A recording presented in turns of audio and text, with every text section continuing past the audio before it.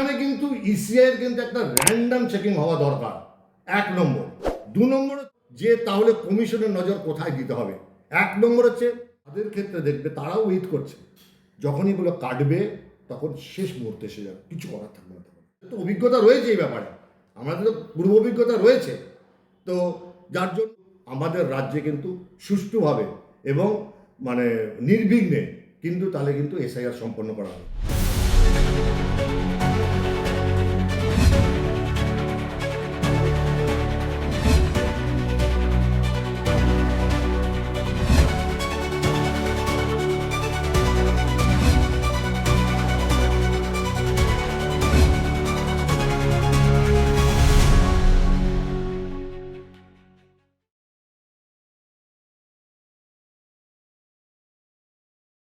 ষোলোই ডিসেম্বর আমাদের এখানে এসআইআর এর পর খসড়া তালিকা প্রকাশ হয়েছে। সেখানে দেখা যাচ্ছে প্রায় 58 লাখের বেশি নাম বাদ গেছে। মানে এই বিষয়টাকে নিয়ে আপনি কি ভাবছেন? মানে এর মধ্যেও কি কারচুপি রয়েছে?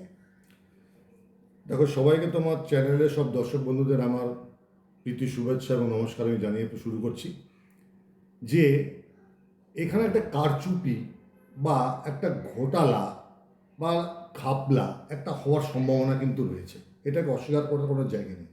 কারণ আমরা বারুইপুরের কেসে আমরা এটা দেখেছি, এবং সবচেয়ে বড় কথা হচ্ছে যে 58 লাখের কথা বলছো, যেখানে বাদ অলরেডি চলে গেছে, সেখানে হচ্ছে তার ভিতরে 30 লাখ মোটামুটি 30 লাখ সেখানে নো ম্যাপিং, যে যাদেরকে পাওয়া যায়নি 2002 সাল থেকে, তাদেরকে আবার বিএলওর মারফত যে তাদেরকে আবার নোটিশ করা হবে।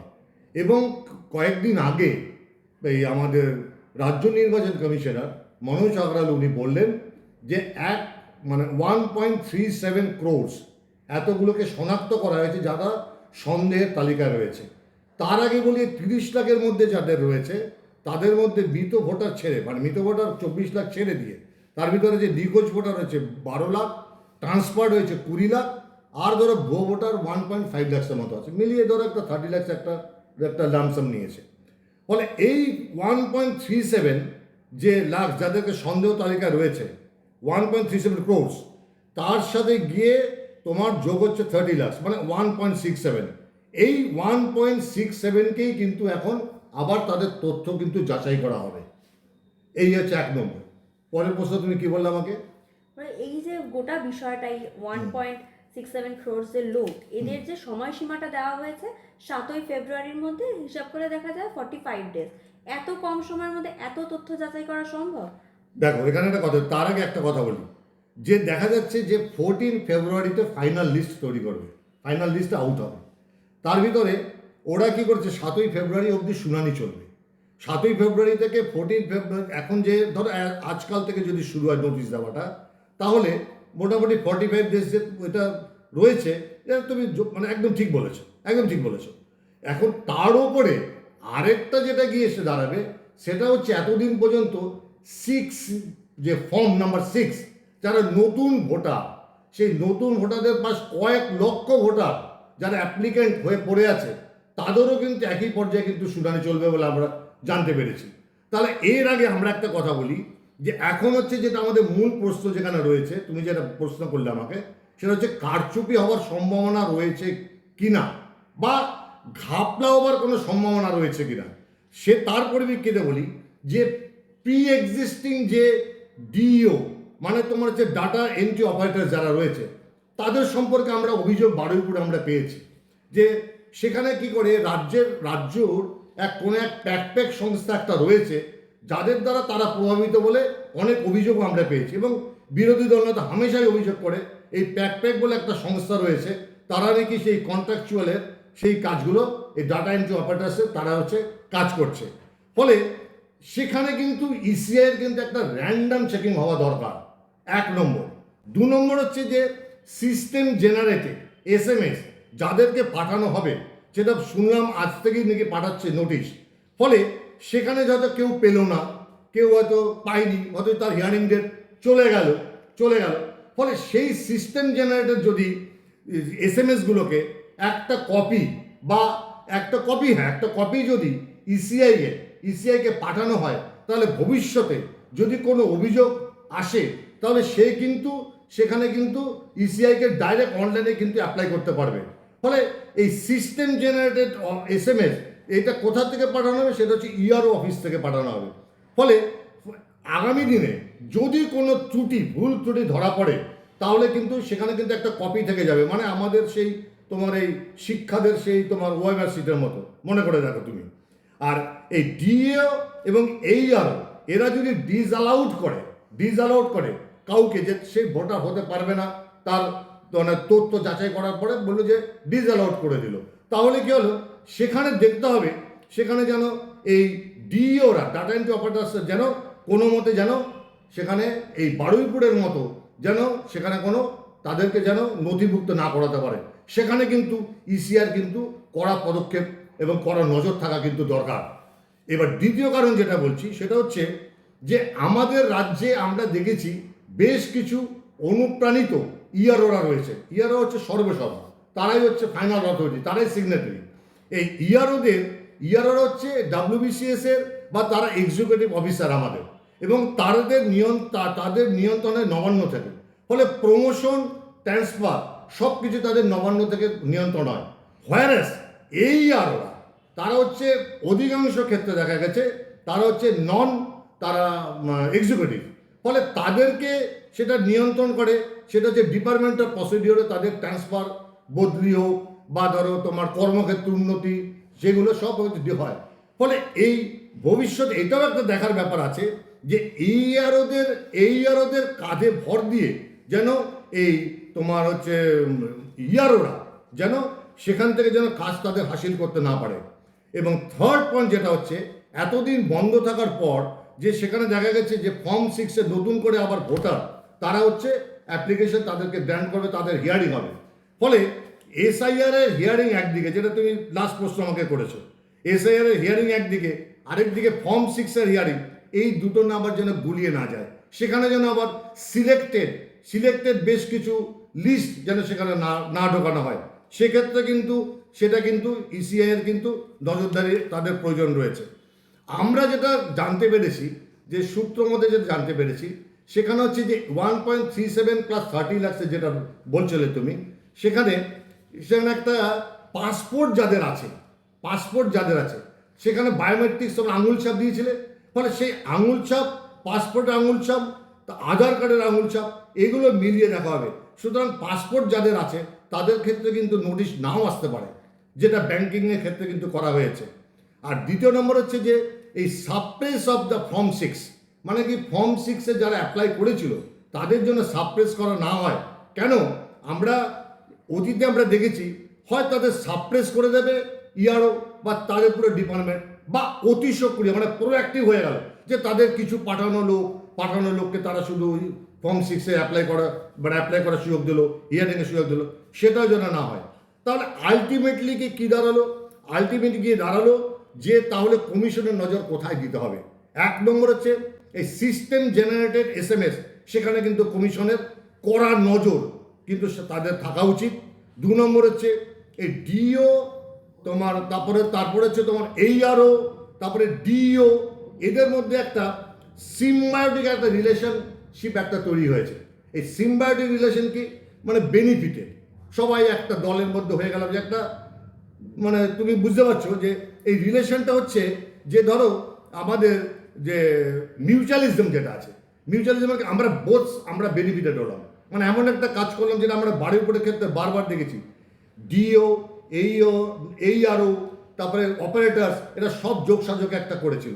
সেই সিম্বায়োটিক রিলেশন যে মিউচুয়ালিজম হয়, যেমন কীরকম এই মিউচুয়ালিজমটা, যেমন ধরো মৌমাছি ফুলের মধ্যে বসলো, সে মধু আহরণ করলো, মধু আহরণ করে সে তার মধু সংগ্রহ করে নিল, আবার যেদিক দিয়ে আবার সে মধুও পেলো ফুলের থেকে, আবার ফুলের তোমার প্রোডাক্ট ছড়িয়ে তার রিপ্রোডাকশনটা হলো, সেই ধরনের যেন তাদের বেনিফিটেড না হয়, পুরো সিস্টেমটা যেন বেনিফিটেড না হয়, সেদিকেও কিন্তু কড়া নজর থাকা প্রয়োজন।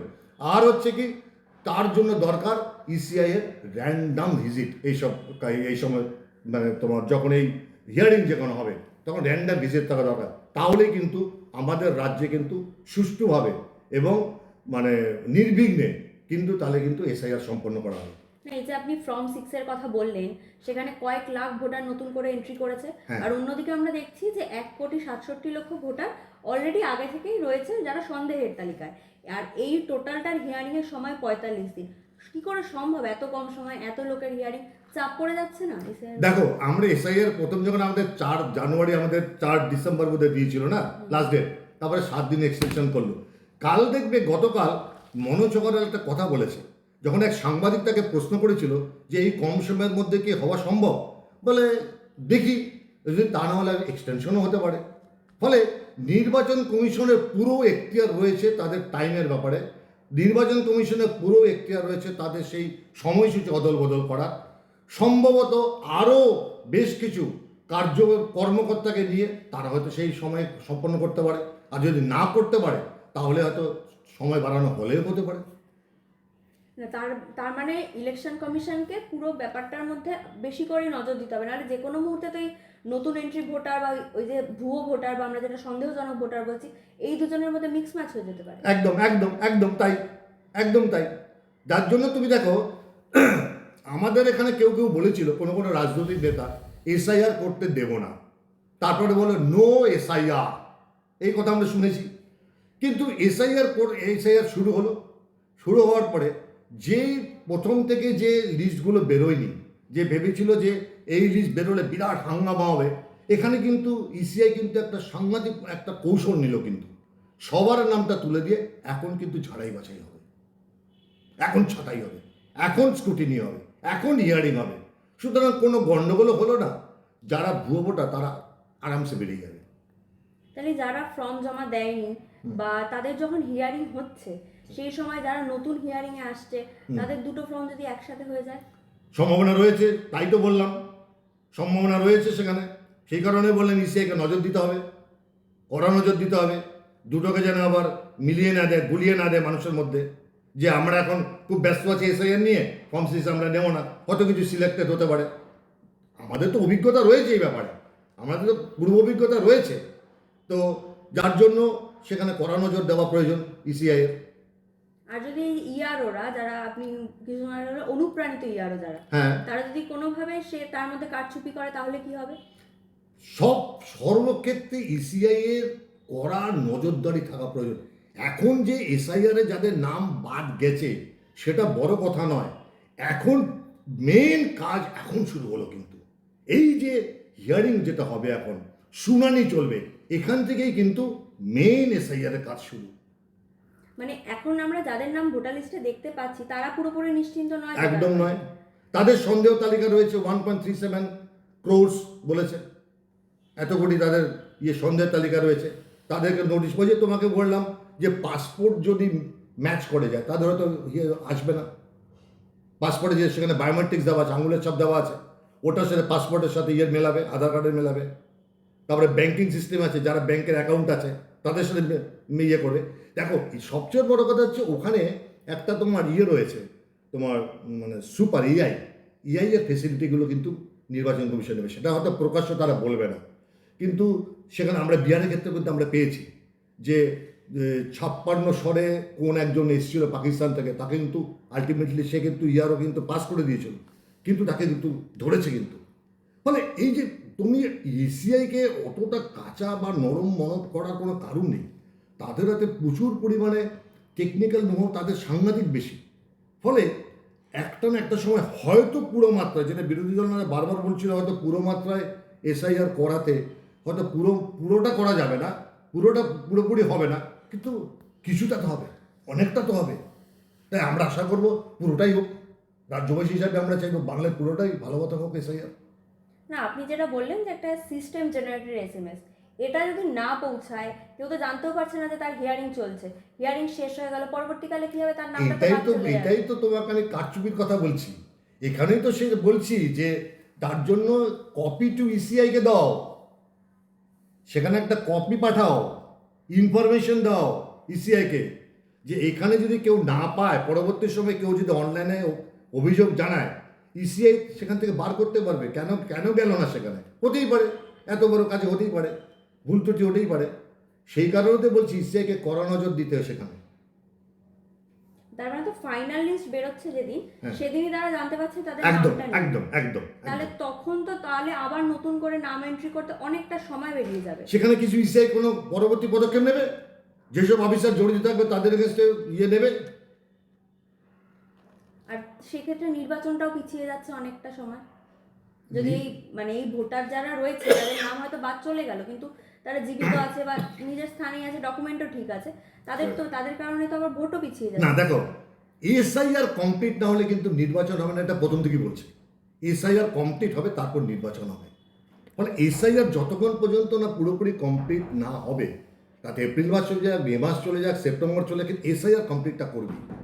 যার জন্য তড়ি ঘড়ি করে কিন্তু এসআইআর করছে। এবং এটা আমার মনে হয় যা মানে অবস্থা যা, তাতে কিন্তু সুষ্ঠু নির্বাচন, সুষ্ঠুভাবে এসআইআর করা যাবে। কিছু হয়তো থাকবে, এদিক সেদিক থাকবে, কিন্তু এটা হবে। হ্যাঁ, হলো। এই আপনি একটা টার্ম ইউজ করলেন কথার মাঝখানে, যেটা হচ্ছে সিম্বায়োটিক রিলেশনশিপ, সেই বিষয়টা কি? দেখো, সিম্বায়োটিক রিলেশনশিপ হচ্ছে যে আমরা বেনিফিটেড কিভাবে হচ্ছি। আমাদের এখানে বেশ অনুগত এবং অনুপ্রাণিত বেশ কিছু ইয়ারও রয়েছে,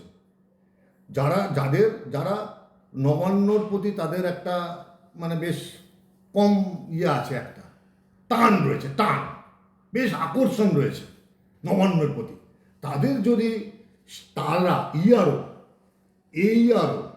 এবং এই যে ডিও টাটা এন্ট্রি অপারেটার্স, আমরা বারুইপুরের ক্ষেত্রে কিন্তু এটা দেখেছি, সবাই মিলেমিশে এটা করেছে কাজটা। তার জন্য 4 জনকে সাসপেন্ড করতে হয়েছে, শোকজ নোটিশ দেওয়া হয়েছিল। ফলে এই যে সিম্বায়োটিক রিলেশনশিপ যেটা বললাম, ফলে এই ধরনের যেন কোনো গাঁটছড়া যেন না বাঁধতে পারে। পরিষ্কার ভাষায় বললাম, গোদা বাংলায় বললাম, গাঁটছড়া। এই যে গাঁটছড়া আমরা কিন্তু একটা পেয়েছি বারুইপুরে, ফলে সেখান থেকে আমরা শিক্ষা পেয়েছি যে এই ধরনের যেন গাঁটছড়া যেন না বাঁধতে পারে। গাঁটছড়া বেঁধে তো অনেক অনেক কাজ করেছে, যেমন পাসওয়ার্ড নিয়ে গিয়ে তারা মানে করে দিয়েছিল, মানে এন্ট্রি করে দিয়েছিল বারুইপুরে। ফলে এইটাকেই বলি আমি সিম্বায়োটিক রিলেশন। এটার মধ্যে কি, এটা হচ্ছে যে তাতে 3টে পার্ট আছে সিম্বায়োটিক রিলেশনশিপে। তার মধ্যে আমাদের একটা পার্টি এখানে প্রযোজ্য হবে, সেটা হচ্ছে যে মিউচুয়ালিজম, মানে আমরা মিউচুয়াল করে নিলাম, নিজেদের মধ্যে মিউচুয়াল করে নিলাম, ইংরেজি দিলাম, আরে ওটা কর ওটা করে এই কাজ করে, এটাকে বলে সিম্বায়োটিক রিলেশনশিপ। আচ্ছা, এই এসআইআর করার মূল উদ্দেশ্য হিসেবে আমরা যেটা জানি যে বাংলাদেশি রোহিঙ্গা যেটা, মানে তাদেরকে তাড়ানোই মূল উদ্দেশ্য ছিল। একদম। কিন্তু আমরা দেখেছি সীমান্তবর্তী এলাকাগুলো তাদের কাছে ডকুমেন্টস আছে আমাদের দেশে, তারা যদি এনুমারেশন ফর্ম ফিল আপ করে, সেক্ষেত্রে দেখা গেল তারা ডকুমেন্টও সেখানে দিল, সেক্ষেত্রে কি হবে? বাংলাদেশের রিলেশনশিপের ব্যাপারে তোমাকে বাংলাদেশের সব রোহিঙ্গা সম্পর্কে একটা কথা বলি। আমরা বেশ কিছু নিউজ চ্যানেলকে আমি দেখেছিলাম, দৌড়ে গিয়েছে, গিয়ে প্রচুর লোক যাচ্ছে। সেই সময় আমি অন্য একটা চ্যানেলে বলেছিলাম, এতটা উৎসাহ হওয়ার কোনো কারণ নেই। মানে আমি তোমার পয়েন্টটাতে আসবো, কোনো কারণ নেই। যাদের কাছে ডকুমেন্টস কিচ্ছু ছিল না, যারা 3-4 বছরের মধ্যে এসে যারা কিছু করতে পারেনি, তারাই কিন্তু চলে গেছে বা পালিয়ে গেছে। ফলে এখন আমি সেদিন সেই চ্যানেলে উত্থাপন করেছিলাম যে যারা 10-15 বছর যাবৎ রয়েছে, তাদের ক্ষেত্রে কী হবে। এবং তাদের আমি বলেছিলাম যে বেশ কিছু কলকাতার বেশ কিছু জায়গা আছে, আমি সেই জায়গাগুলো আমি নামগুলো এই মুহূর্তে বলছি না, সেই জায়গাগুলোর থেকে লোকগুলো হাওয়া হয়ে তালা মেরে চলে গেছে। তারা কোথায় চলে গেছে? সেটা তারা চলে গেছে আমাদের বিহার বর্ডারে, ঝাড়খণ্ডে। ফলে এখন তারা ওয়েট করছে যে আলটিমেটলি এসআইআর এর কি পরিণতিটা হয়। এখন যারা এই যে ভোটার কার্ড বা বানিয়েছে, আমি বসিরহাটের এক তৃণমূল নেত্রী, কি বিশ্বাস, রেখানা রাখি বিশ্বাস, তার নাম মনে করতে পারছি না, তিনি এই তোমার এক এমপি, এই ঘোষ দস্তিদারের কাকলি ঘোষের এক জন্মদিন অনুষ্ঠানে সেখানে বলেছিল, হ্যাঁ তোমাদের যাদের আধার কার্ড নেই, যাদের ওই নেই, ওই ভোটার কার্ড নেই, তারা ওই দাদার কাছে চলে যাও, তিনি বানিয়ে দেবেন। সেই জন্য এই প্রজিনি ব্যাপারটা এসছে। ওই যে রিলেশনশিপে যে তোমরা ফর্মটা ফিল আপ করেছো, একটা রিলেশনশিপ চেয়েছে না, সেখানে যারা মামা কাকা, তাদের মামা কাকা না মামা, তারপরে মাতুল বংশ, আরও ধরো দূর সম্পর্কে সবাইকে দেখিয়েছে, যাদের দেখা যাচ্ছে বাবার 15 বছর বয়স, ছেলেরা দেখেছে 26 বছর বয়স। এগুলো আমরা প্রচুর পত্রপত্রিকায় পেয়েছি। এই গড়মিলটাকেই হচ্ছে ওই 1.37-এর মধ্যে রয়েছে। ফলে ওগুলোই এখন তোমার কাটা হবে। ওই যে যখনই গরমিল পাবে তখনই সেখান থেকে আপসে আপসে কেটে যাবে সেগুলো। তবে আরেকটা কথা বলি, 15 বছর বা 20 বছর যাবৎ যারা এখানে রয়েছে, যারা এগুলো বানিয়ে ফেলেছে, সেখানে কিন্তু ধরা পড়বে। যদি তুমি একটা কথা চিন্তা করো, বিহারের ক্ষেত্রে 1956-এ বোধহয় সম্ভবত সালটা, তাকে যদি ধরতে পারে মানে ইসিআই, মানে তোমার জাতীয় নির্বাচন কমিশন থেকে, সেখানে ডিএমকে কৈফিয়ত চেয়ে পাঠিয়েছে। মানে ওই সময় পাকিস্তানের এক নাগরিক বিহার এসেছিল এসআইআর করার জন্য, যে ফর্ম ফিল আপ করেছে, তার ফর্ম ফিল আপ ওকে হয়ে গেছে, তারপরে কিন্তু তাকে কেটে দেওয়া হয়েছে। ফলে ইসিআই অত নরম নয়, ওই জায়গাটা সাংঘাতিক স্ট্রং। ফলে তুমি যে প্রশ্নটা করেছো, তাদের ক্ষেত্রে দেখবে তারাও ওয়েট করছে, যখনই এগুলো কাটবে তখন শেষ মুহূর্তে এসে যাবে, কিছু করার থাকবে না তখন। মানে এই যে সরকার থেকে বলা হচ্ছে যে যাদের মানে নথিতে ভুল থাকবে, আমাদের may I help you desk থাকবে, আপনারা সেখান থেকে নথি সংগ্রহ করবেন, সেই ব্যাপারটা কি তাহলে? সেখানেও তো নথি তাদের দেখো, কিভাবে থাকছে? সরকার প্রথমে বলেছিল এসআইআর করতে দেবে না, মানে রাজ্য সরকারের কথা বলছো তো, বলছে এসআইআর করতে দেবে না, নো এসআইআর বলেছিল। তারপরে এসআইআর হচ্ছে, সরকার এগুলো এখন দেখাতে হবে তো, তাদের তো দুধের গাইরা রয়েছে, তাদের কাছে তো তাদের ওটা ভোট ব্যাংক বলেই তো এটা হয়েছে।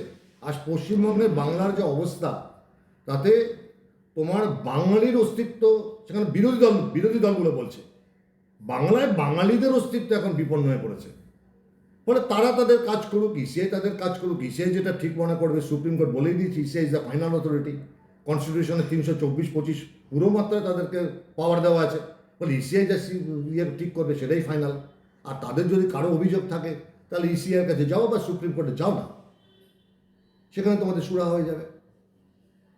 অসংখ্য ধন্যবাদ স্যার। নমস্কার।